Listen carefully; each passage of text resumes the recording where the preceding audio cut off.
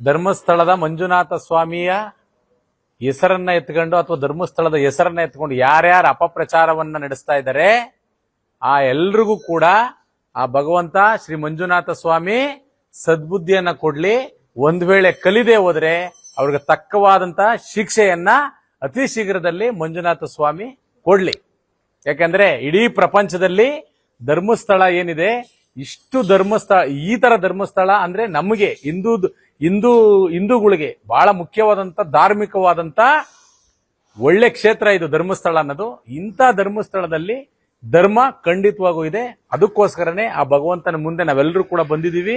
ಭಗವಂತನಿಗೆ ಒಪ್ಪಿಸ್ಲಿಕ್ಕೆ ನಂಬಿಕೆನೆ ನಮಗೆ ದೇವರು. ದಯಮಾಡಿ ಎಲ್ಲರೂ ಅರ್ಥ ಮಾಡ್ಕೋಬೇಕು. ನಾವು ನಮ್ಮ ಹಿಂದೂ ಧರ್ಮದ ಧಾರ್ಮಿಕ ದೇವಸ್ಥಾನಗಳನ್ನ ನಾವು ಉಳಿಸ್ಬೇಕಾದ್ರೆ ನಾವೆಲ್ಲರೂ ಕೂಡ ಮಂಜುನಾಥನ ಸ್ವಾಮಿ ಹತ್ರ ಕೇಳ್ಕೋಬೇಕು.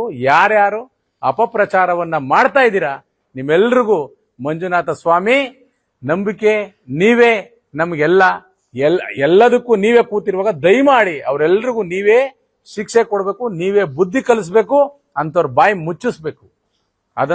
ಅದಕ್ಕೋಸ್ಕರ ನಾವೆಲ್ಲರೂ ಕೂಡ ಬೆಂಗಳೂರಿಂದ ಬಂದಿದ್ದೀವಿ. ಬಂದು ಇಲ್ಲಿ ಉರುಳು ಸೇವೆ ಮಾಡಿದರೆ ಎಲ್ಲ ನಮ್ಮ ಕನ್ನಡಿಗರ ರಕ್ಷಣಾ ವೇದಿಕೆ ಎಲ್ಲ ಮಹಿಳಾ ಕಾರ್ಯಕರ್ತರು, ಅವ್ರಿಗೂ ಮತ್ತೆ ಅವ್ರ ಕುಟುಂಬಕ್ಕೂ ಒಳ್ಳೇದಾಗಲಿ.